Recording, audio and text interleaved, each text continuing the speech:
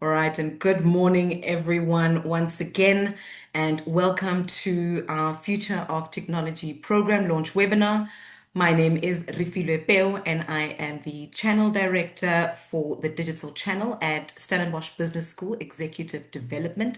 That is a mouthful, so you'll hear us fondly refer to us as SBS Ed along the way. And I am joined by Tharisha Pillay, our proposal and design specialist, who will later take us through the short course overview, as well as the star of the show, Dr. Lisa Barkley, our course co-designer and faculty member, who will be sharing insights on the top technology trends shaping 2026 and beyond. Today's session is designed to give you a clearer understanding of the Future of Technology program, why it's relevant now, and how this learning can support leaders as well as organizations as they navigate technological change, disruption, as well as opportunity. We know that your time is valuable, so we will keep this session focused as well as practical. But before I jump into the agenda, I do want to just point out a few housekeeping rules. Before we begin, please keep your microphones muted. We do have a team on standby to assist with that, but please diligently do so on your side. And feel free to use the chat function to share questions or comments as we go. Our team will respond where possible, and we will also address some of the more maybe academic related questions at the Q&A right at the end. All right, so let me briefly walk you through what to expect from today's session. We'll begin with a short welcome and introduction, followed by a brief overview of SBS Ed, as well as our online learning approach. I will then introduce our faculty member and course co-designer, Dr. Lisa Barkley, who will take us into a discussion on the top technology trends shaping the future. From there, Tharisha will take us through the Future of Technology online short course itself, including the program structure, learning outcomes, participant profile, as well as the learning journey and the upcoming open intake dates. And then I will then return to speak on or to speak to how this program can support organizations, whether through ready-made online learning or a customized solution aligned to specific organizational needs. And then we will close off with a Q&A session. So please do engage with us throughout the session by placing your questions in the chat. Alternatively, right at the end of the session, we do like to hear from you guys. You're more than welcome to put your hand up and just ask the question at the end of the session, ladies and gents. Right, so those of you who are not familiar with us, SBSET is the executive education or short course arm of Stellenbosch Business School, and we're part of Stellenbosch University, one of Africa's leading academic institutions. And while the business school delivers postgraduate degrees, diplomas, I beg your pardon, SBS Ed focuses on leadership and management development, short courses for working professionals and customized programs for organizations. And what distinguishes us is our academic quality, strong legacy, and focus on practical, high impact learning. So our programs are designed not just to transfer knowledge, but to drive measurable business outcomes. So delivering learning that is relevant, rigorous, and immediately applicable. All right, so at Ed, we do recognize that learning needs to fit into the realities of demanding professional schedules. That is why we offer a range of delivery modes, including blended, remote, face-to-face, online, as well as hybrid learning. So this flexibility allows us to meet diverse business needs across industries, across geographies, and workforce structures. For today's session, our focus is specifically on the Future of Technology online short course, right? And this online format allows participants to engage with future-focused content in a structured and flexible way while still benefiting from academic guidance, live engagement, as well as practical application. So just a little bit more about online learning at SBS Ed. It's designed to remove barriers of time and place while still addressing targeted development needs. So it is especially suited or well suited for busy executives, managers, shift workers, frontline employees, remote teams, and individuals who need meaningful learning that can fit around their work and life commitments. So for this program, participants should expect to dedicate a focused time each week. We normally prescribe 5 to 7 hours, but we do unpack that in the orientation as to how many hours you should dedicate to which program. To engage with the content, complete the activities, and reflect on application within your own context. So importantly, this is not isolated learning. Our online programs are designed to be engaging and structured, incorporating live webinars, discussion forums, reflection activities, and access to world-class faculty. Right, so this ensures that flexibility is still balanced with engagement and academic integrity, combining convenience with structure and independent learning with support. Right, so behind all of our programs is the experienced digital channel team, from program design to business development through to delivery, learner support, and client engagement. This team works together to ensure that learning journey is seamless and aligned to participant and organizational objectives. So collectively, our focus is one thing: building digital learning experiences that translate into real capability for individuals as well as for organizations. All right, and to deepen today's conversation, we are pleased to be joined by Dr. Lisa Barkley. Dr. Barkley is the course co-designer and faculty member for the Future of Technology program. She's also a senior lecturer in future studies and systems thinking at Stellenbosch Business School and the stream lead of the postgraduate diploma in future studies, managing new technologies.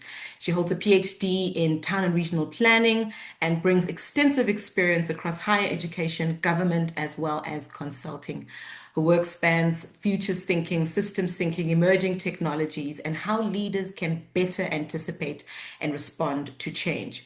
This makes her contribution particularly relevant to today's discussion because the Future of Technology program is not only about understanding technology trends, it is about developing the strategic foresight and leadership readiness required to make sense of technological change and apply it responsibly, within an organization. Dr. Barkley will now take us into the technology landscape and unpack some of the key trends shaping 2026 and beyond. Over to you, Dr. Barkley. Thank you very much. I'm going to make it simple and I'm going to say AI, AI, AI, AI, AI, AI, AI, AI, done. That's what we expect, isn't it? But I want you to go back to when you were 5 years old, lying on the grass, thinking about the technology you will see when you're in your 20s, 30s, that flying car that you were thinking about that you will own. Maybe it will be red, maybe it will be a Jaguar. You were thinking, will you live on Mars? Maybe on Venus, if they calm down that planet a little bit. You were thinking, what will my future hold and what role will technology play? Now, take that to 15 years old. You have to start thinking about a job. What role did technology play? What did you think the future of technology will look like? Let's roll a bit forward. How's that NFT investment going? Well, the landscape is not what we always expect. It doesn't mean it is not very, very interesting, very transformative at the moment on various levels. We always like to think our bubble, digital, because it fits in our hand, it's in our screens, that's a reality. But under that, there's so many layers of technologies that we also have to think about. And whether you're now a leader in a company, you're just the thought leader, which is quite often the very important one that tell everybody, move, move, move, we have to adopt, adopt, adopt. Or are you a technology leader trying to get everybody to calm down about the very expensive technology they want to see immediately in the company? This SBS Future of Technology program is for you because it's not as simple. It has so many layers, and these skills that you will learn in this module will help you in this program will help you understand the complexity around it all. What are the complexities? We have to focus on the future. So many of our decisions we make today reverberate, the next slide, into the future that we have to see. There's on the horizon, there's so much going on. data centers, energy, this looming environmental energy population crisis, all of that could impact our decisions around technology fundamentally. And it's waiting for us. That's why we can't just make a decision on, well, this is going to happen and definitely in a line straight ahead, straight up towards the moon, towards Mars. That is not how it goes. It's very complex. There's many possible pathways that it could take. And that's why future skills is so important. Next slide. The world is in crisis. There's energy crisis, there's environmental crisis, there is political instability throughout the world. We saw yesterday in South Africa there's instability. Europe has instability. The world is heating up. We are moving towards a super El Nino that's going to create havoc in our energy, environmental, and agricultural spheres. So in that world is a crisis determines how we spend our money, how we employ our people, where our money goes, where our pension funds get invested. Because we do not have infinite money and infinite possibility because they are people. And right now, the people are actually saying, we don't want AI, we don't want another app, we don't want another password. People are very complex. That's why when you think about technology, you have to think about people. You have to think about the resources we use. And some of the trends we're going to look at actually address the energy and the resource situation. And that's why leadership is key for understanding not only the complexities in the world, but the technology that could enable it or could make it even more complex. How we deploy it, how we use it, that is where we combine this future thinking with technology and rigorous way of doing and thinking, putting it together that we make responsible choices. So what are the 10 technologies that we are seeing in them at the moment? So if you look in January and we look now, the technology trends are actually a bit different. In January was just AI, AI, AI. But now we're seeing a lot of it is actually foundational and more application based. Now, AI agents, we've heard a lot about them. They ChatGPT's very big brother that say, leave it to me, I'll handle it. Leave your systems, I'll do it all. Which unfortunately we have seen some databases being erased because it just didn't work well. And we are only seeing that 11% of companies actually implement AI agents. Now, quite often, because your actual company sits in a spreadsheet on Sandra's computer that's been working for the company for 30 years. So how do you use the AI agent in that situation? So a lot of this embedded knowledge that we have not quite been able to translate that and move it into automated systems. Also, AI is just a little monster that eats data and then kicks out something that might be useful. For that, you need data. And we've got so much corrupt data, junk data in the world where we hear data, data, data, data. But what is it? Do your company actually have anything worthwhile for this AI agent to then work around? Is your system streamlined enough that the AI agent can actually do something about it? So at the moment, it's there. The companies do want to sell it. They're working very hard. But of course, it sits on someone's computer. It's a whole bunch of junk data. It's popular data that we do not necessarily want to give an AI because nobody trusts it anymore. And now what do? Poor Mary in HR is forced to use AI because there's a leaderboard to write her emails. So we are using AI so oddly. And then, of course, tokens. Here's your tokens. Then over 500,000 rands for use of tokens is used to write a couple of emails in a couple of months. So we do not know quite yet what to do with AI. Of course, workers push back. Clients quite often, especially in this environment, do not want to see AI. But the next one is physical AI. So this is where the interesting one comes in. Now, if I say robot, Android, What do you think? Terminator, or do you think Bicentennial Man?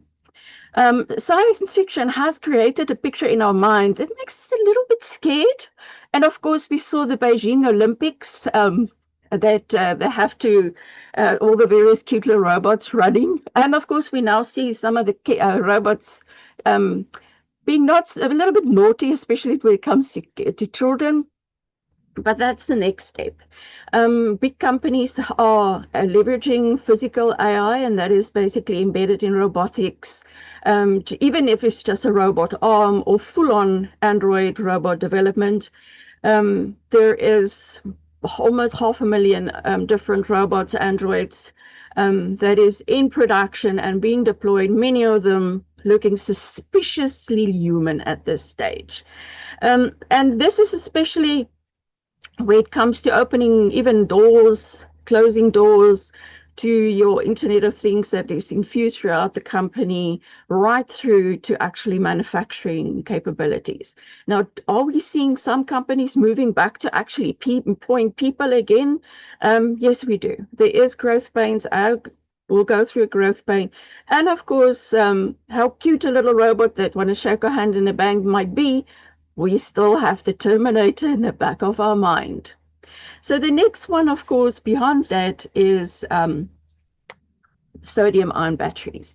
Now, why this is one is important is because at the moment we've got lithium-ion technology. Who hasn't been on a flight where they have an announcement and someone has pulled off a plane and they have to go and rummage through their bag because they had a battery in their bag or the charger in their luggage?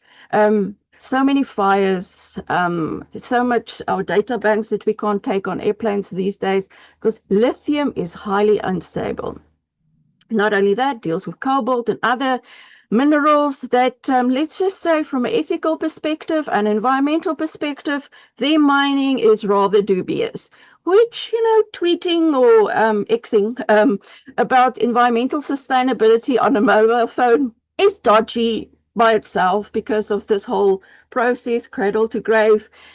Also, when you're done with your battery, be that for your backup during rolling blackouts, or if you've had an electric vehicle, or if you had a solar battery, if you get discarded, it's an absolute environmental damage, leak into the soil, ends up in our water table. So we needed an alternative. And now salt. Salt might be bad for you, allegedly, depending on what doctor you ask as a person, but for batteries, it's brilliant. So fourth most prolific element out there that we can use. So we're seeing a lot of development in terms of using salt water for batteries. Then, of course, who doesn't want their genes in their body to be cut and pasted like a document? And that's what is happening at the moment. So we've got those health and bros that want us to live to 120 years old, and they say, well, disease is and aging is basically just a disease, and we can deal with it. So we've seen a 7-month-old being treated, we've seen babies being treated with gene splicing. So yes, they're cut and pasting genes, fixing it on a genetic level. A lot of our medical ailments are genetic in source, and they've moved beyond CRISPR into looking at gene development. How that impacts you is, well, your workers are going to want to be workers until they're 120 years old. Unless, of course, you've got a fully physical AI workforce, but as well as say, medical insurance. How are you going to insure this if you're medical insurance? This gene editing is still young, fresh. How are you going to, some people start malfunctioning and you've paid for it as medical aid, who will be sued as life insurance. So this is not just something that lives in a lab. This is something that can end up in your workplace, in your HR, and in your insurance company. Next one.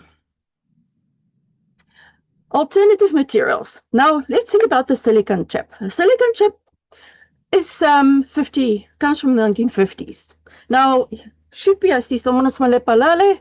There in Lepalale, there should be on a porch somewhere, if it was a person born in the 50s, sitting there, enjoying some homebrewed beer, watching the cows graze. but not the poor little silicon chip. Maybe born in the 50s, but we're still using it. All our electronics, all our banking, all our devices are still having that same silicon chip. So we know about Moore's law.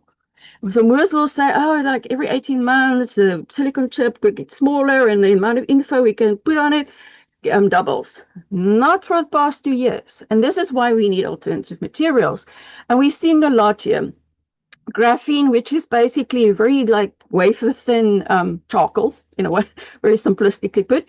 Metamaterials is Frankenstein materials, where they take a little bit of this, a little bit of plastic, a little bit of this mineral, throw it in a dish and see what comes out of it.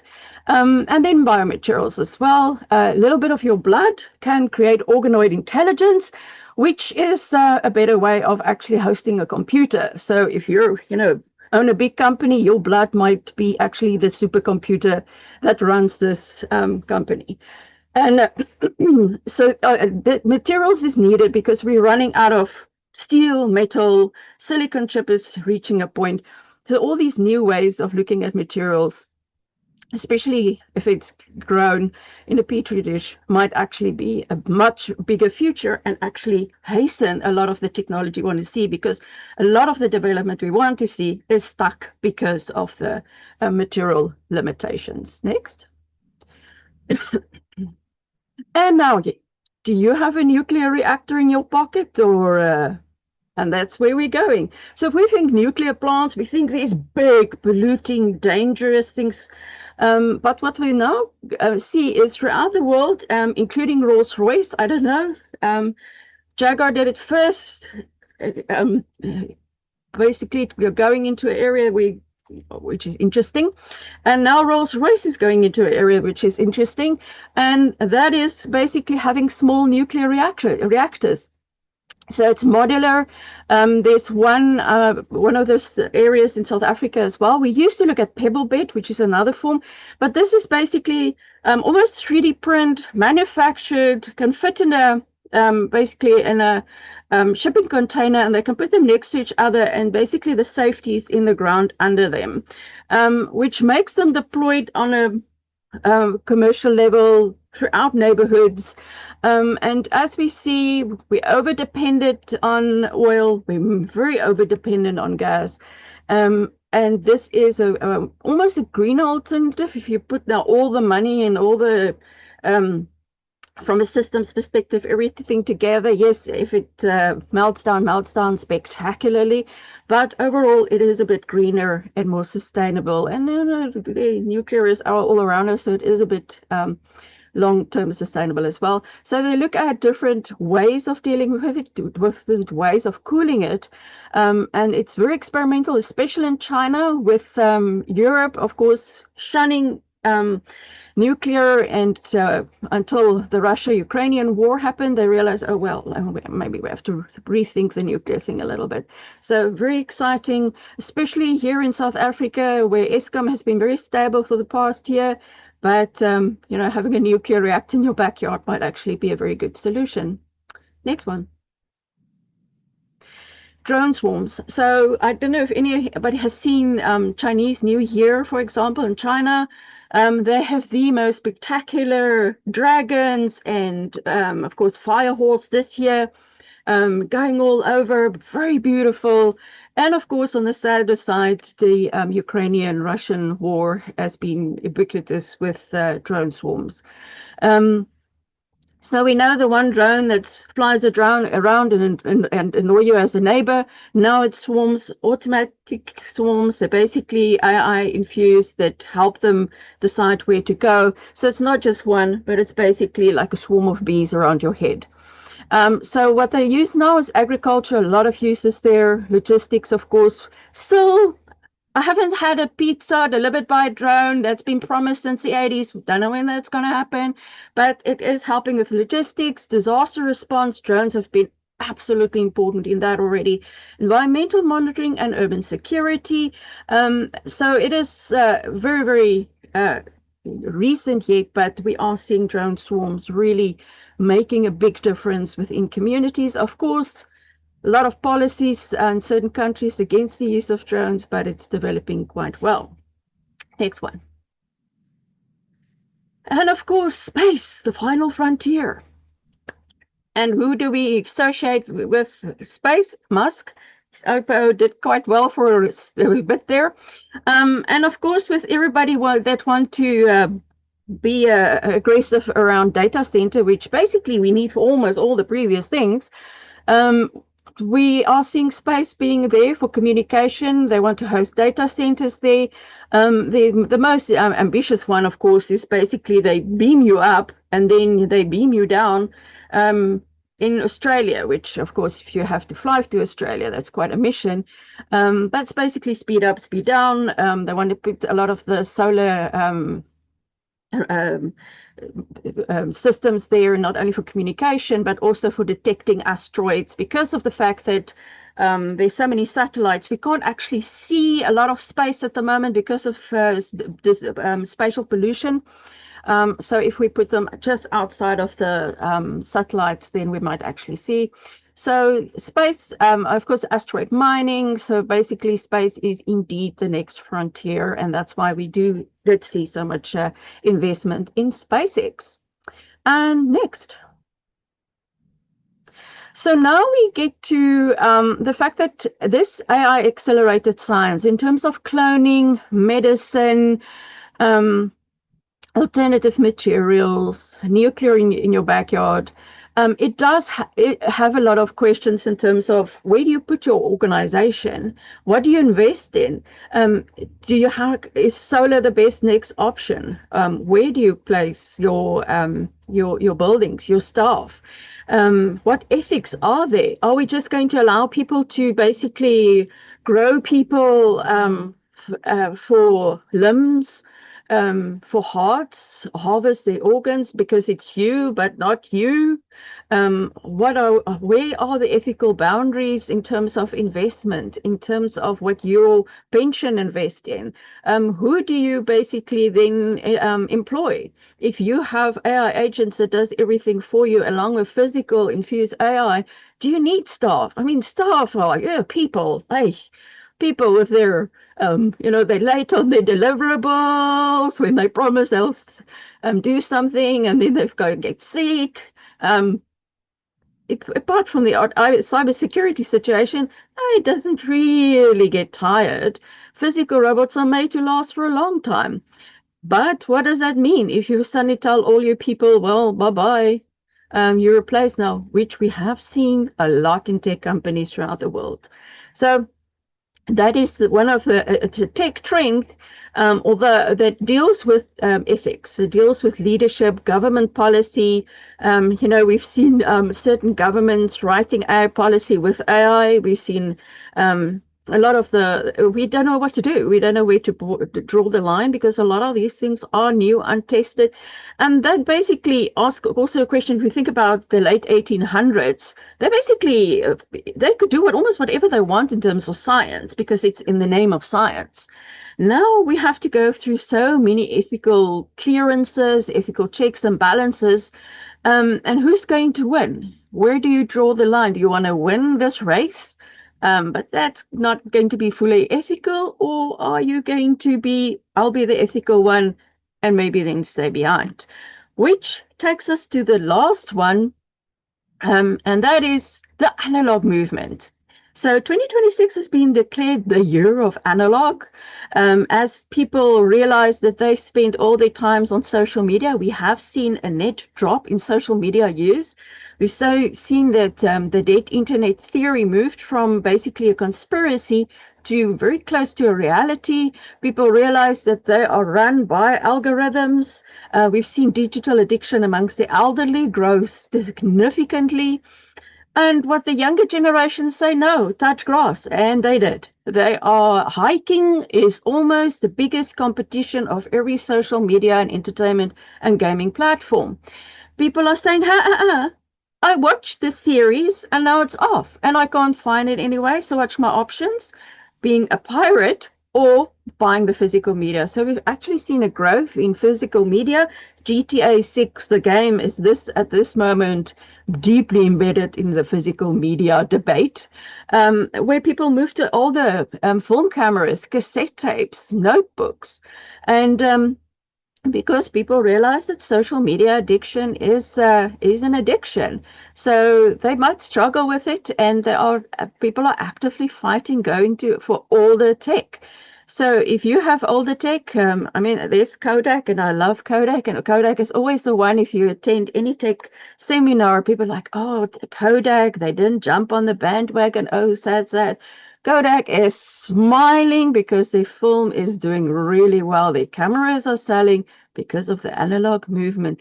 So technology is, in conclusion, not only just a streamline up. And what we can, next slide. So what we can learn from this is that there's so much more than just what live in our phone and in our pocket. There's so much more than just AI, AI, AI. And we need to know this. If you are a thought leader, if you want to be the tech leader, if you're the person everybody turns to when the tech is being talked about, um, you have to know that things are not necessarily as we think it will develop. There are ethical issues, there are people getting very spicy around data centers. There are people that really just want to rather go for a walk than open your app. And that is why we have to look at technology not in isolation, but in this broader band of possibilities that is something for us to use and something for a company to actually say, we a leader, which is people first and not AI first, because a lot of companies are doing it and doing very well. But for that, you need to understand the broader landscape.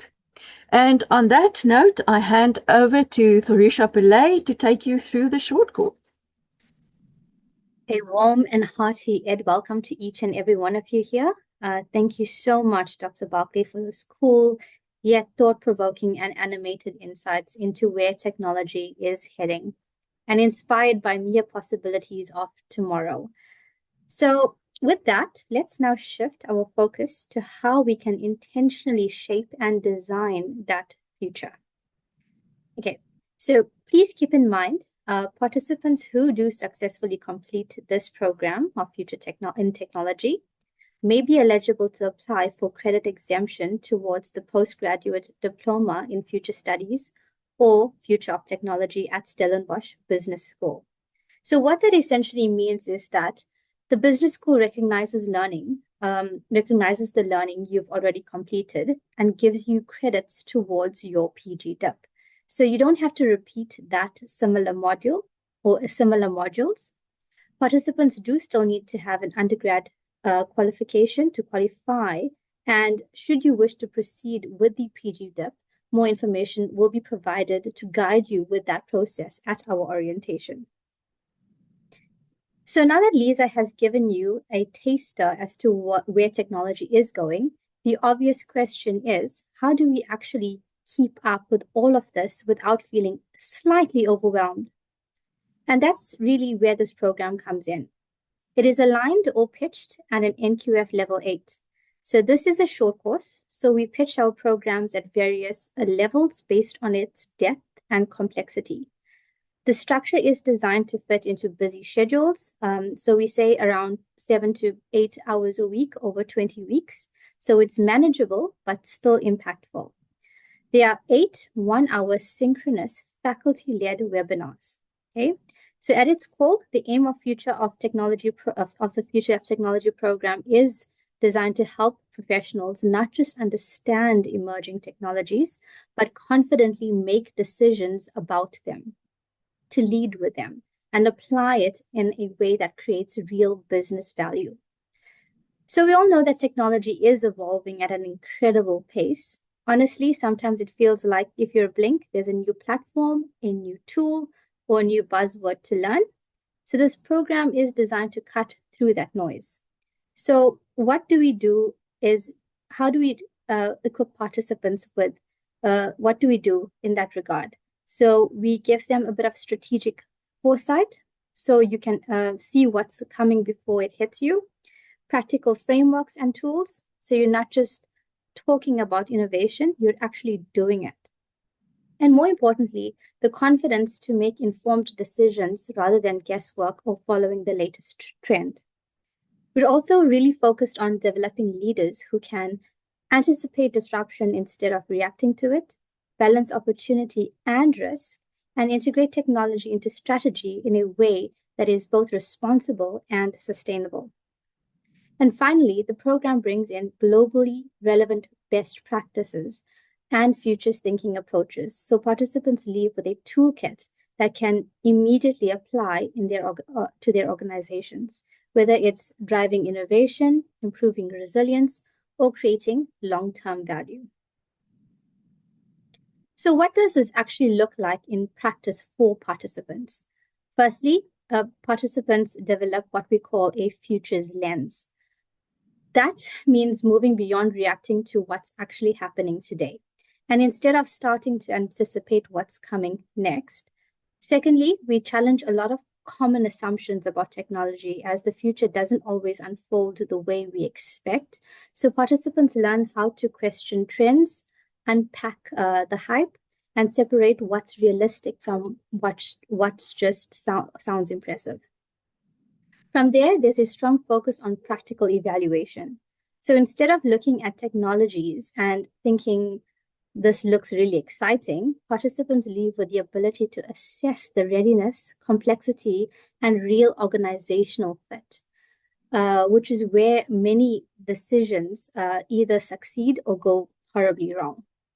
Another key outcome is the ability to build and critique action plans, not just from a technical perspective, but through a change and scenario-based lens. Okay, so let me briefly walk you through how the program is structured, because this is really where everything comes together nicely. So we start with Module 1, which is the introduction to futures thinking, where participants are introduced to thinking in multiple futures, looking beyond just what's probable and considering what's possible and even preferable. From there, Module 2, Technology in Focus, zooms into emerging technologies, helping participants investigate what's out there, and more importantly, what's actually relevant in their own context. Module 3 is about science and innovation. The focus shifts to understanding how innovation really happens, connecting the dots between science, technology, and real-world problem solving. Module 4 is predictions, experts, and science fiction is always a favorite because it challenges how we think about the future, drawing insights from expert opinions, trends, and even science fiction to build a more well-rounded perspective. Then we move into Module 5, which is Technology Futures Frameworks, where participants are introduced to practical tools, models, and frameworks that help make sense of technological change and guide decision-making. Module 6 is Society, Environment, and Technology. The lens broadens to consider a wider impact. So we look at how technology interacts with society and the environment. I think Lisa spoke about that very impactfully in her slides, and why responsible, sustainable thinking is so important.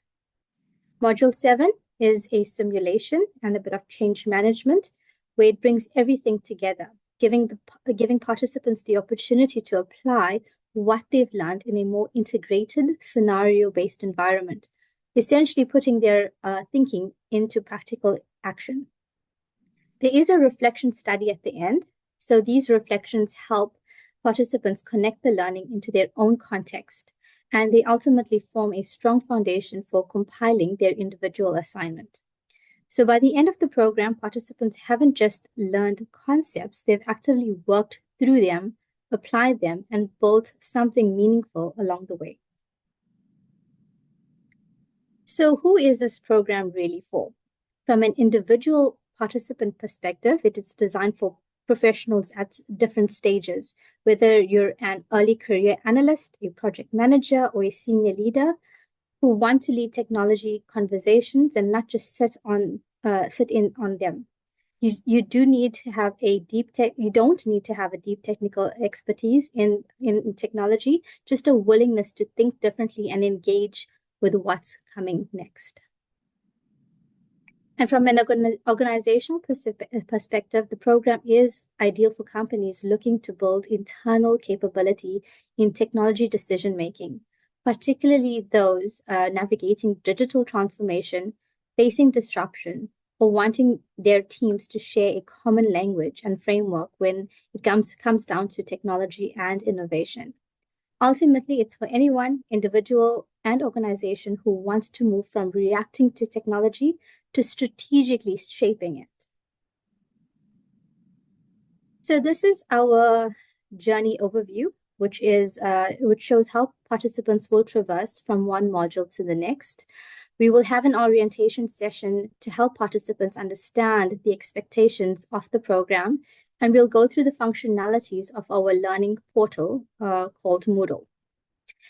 And then we move through each module step by step, almost like building blocks, where each one builds on the thinking and the skills from the previous one. Each module runs between 1 to 3 weeks, which gives enough time to really engage with the content without it becoming a bit overwhelming alongside a full-time job or a role. Within each module, there are a few consistent elements designed to support the learning. Firstly, we have a live 1-hour faculty-led webinar in each module, where participants engage directly with the subject matter expert like Lisa, bringing the content to life and allowing for real-time questions and discussions. Then you'll find multiple choice questions or quizzes throughout the module, and they're not there to catch anybody out or trick you, but they're there to reinforce understanding and help you reflect on key concepts as you go along.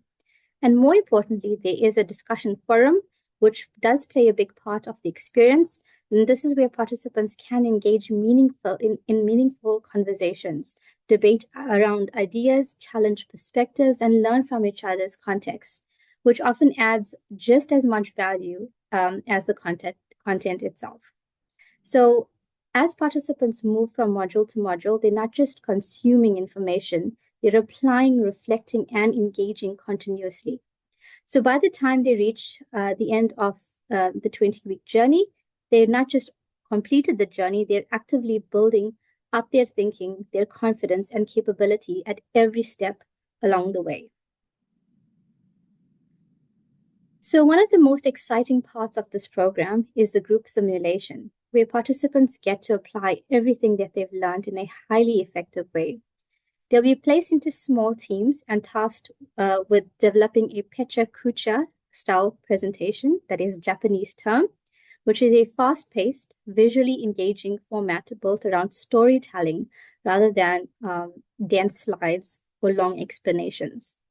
What makes this particularly interesting is that you're stepping into a future scenario where you'll need to take a clear position and build a compelling argument as a team. The experience is designed to feel immersive, not just presenting ideas. You're defending a perspective in a high-stakes, real-world context, which really brings the learning to life. So there's a strong emphasis on collaboration as teams, working together to connect insights from across all the modules into one cohesive narrative. And because it's a pecha kucha format, it encourages participants to be clear, concise, and impactful, getting your message across in a way that it's both engaging and memorable. Ultimately, the simulation is less about getting it perfect and more about thinking critically, telling a compelling story, and confidently applying your knowledge in practice.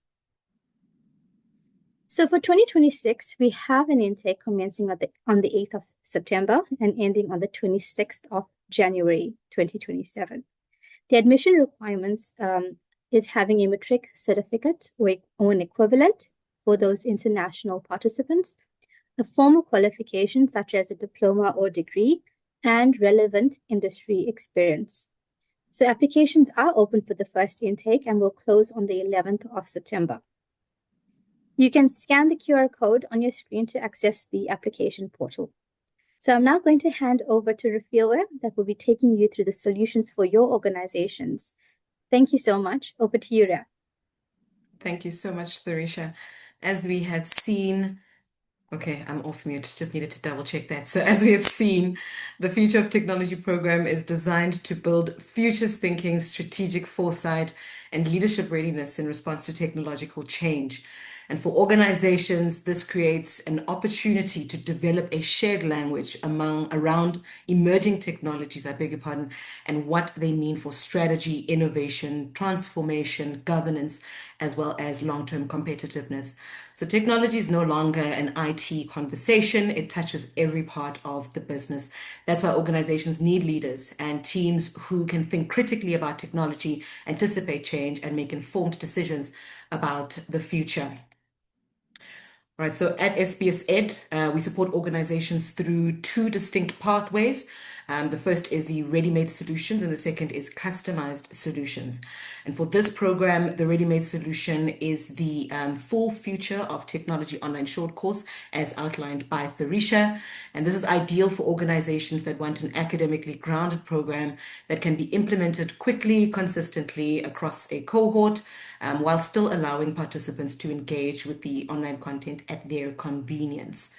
For this program specifically, customization does not involve changing the academic modules because, as indicated earlier, the program is linked to a credit exemption pathway into the postgraduate diploma in future studies for both streams. Thus, participants must complete the modules as they are presented in order to be eligible for that credit exemption pathway. So where we can customize for organizations, if you are an L&D on the call, is in the learning experience around the program. So this means that organizations can enhance the journey through selected live engagements, face-to-face workshops, remote facilitated sessions, or a dedicated simulation experience. These touch points can be aligned to your organizational context and, where appropriate, adopted around real business cases. So in simple terms, the modules remain fixed, but the experience can be shaped around your organization with live engagement, bringing the program to life. All right, so how we go about doing this, this is where the hybrid learning architecture becomes valuable. The academic program, as I've mentioned, remains intact while the delivery experience is enhanced. And how we go about doing that is we begin by confirming what your core program is. And in this case, it would be the Future of Technology short course. And from there, we work with you, with the L&D team and whoever else is required or any other stakeholders to identify and align organizational priorities, participant profiles, and the outcomes you want the learning to support. We then move on to select the live engagement points that will add value the most. And for this program, we recommend a maximum of 2 touch points so that the learning remains focused, manageable, and aligned within the 20-week online journey. This is obviously a discussion that we'd have one-on-one with your organization. And these touch points could be in the form of a facilitated discussion, a practical workshop, module-linked engagement, or the simulation can be done in person, which I'll demonstrate shortly. So once the touch points are selected, we agree on a delivery format, and this could be face-to-face at your premises or at a venue selected in partnership with SBS Ed. And we then finalize on the hybrid learning architecture. So this approach essentially allows participants to retain the flexibility of online learning while selected engagements create space for discussion, application, collaboration, and deeper organizational relevance. So let me just quickly demonstrate what that would look like. Just as an example, you're an L&D, you've joined today's session, and afterwards you approach us and you say, Refilwe, we want our leaders to complete the Future of Technology program, but we also want to create a memorable learning experience that encourages collaboration and application. Obviously, everybody's scenario will differ. And first things first for us, the academic program will remain exactly as it is, as you see it represented on the left of the screen, and participants will have to complete the full learning journey as is. And working together during consultation process, we would identify where a live engagement would create the greatest impact. So rather than introducing multiple touch points, we'll then come back to you and recommend selecting just one high impact intervention.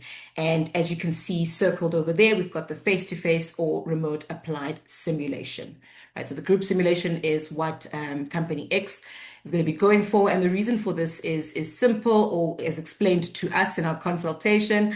By the time participants reach the simulation, they've already developed a solid understanding of futures thinking, emerging technologies, technology frameworks, innovation, as well as change management. So the simulation then becomes the point where they apply everything that they have learned to a realistic organizational challenge, allowing the learning to move from theory into practice. So let's see what the enhanced pathway could look like upon completion. All right, so in this example, the learning journey remains predominantly online. As you can see in brackets, we've demonstrated there that it'll still be online. Participants complete all of the prescribed futures modules, as we've mentioned, to protect the integrity of the credit exemption pathway into the postgraduate in future studies for both streams. And the only enhancement is the simulation delivered as face-to-face at the organization's premises or at a premises of your choosing, as demonstrated on the right and highlighted in point 8. So this creates a powerful opportunity for participants to collaborate across teams, tackle future-focused business scenarios relevant to their organizations, apply concepts that they've learned, receive immediate feedback from the facilitator as well as from their peers. And the result is a learning journey that combines flexibility of online learning with the energy and impact of a live collaborative experience. Right, so should that be appealing to you, first things first would be reaching out to me. I'm sure somebody will drop my email address in the chat, just to initiate the customization process. What we would then do is that we would conduct a scoping session to understand what your strategic priorities, challenges, or learning objectives are. We'd identify the right combination of the hybrid model. We'd align the program design to your organizational strategy. We'd present you with a proposed structure, and then we would go off into commercial agreements, and thereafter we would launch the program upon sign off.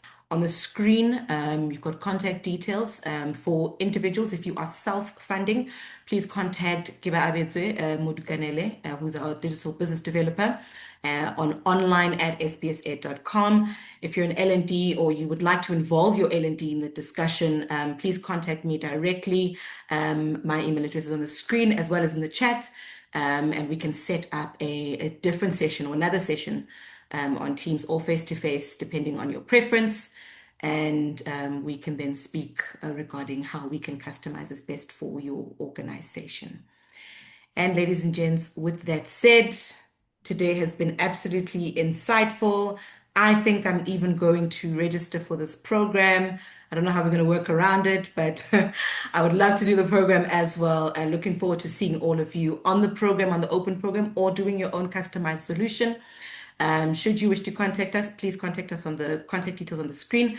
And from the SBS Ed as well as the SBS family, thank you so much for joining us. Please enjoy the rest of your afternoon. Thank you and bye.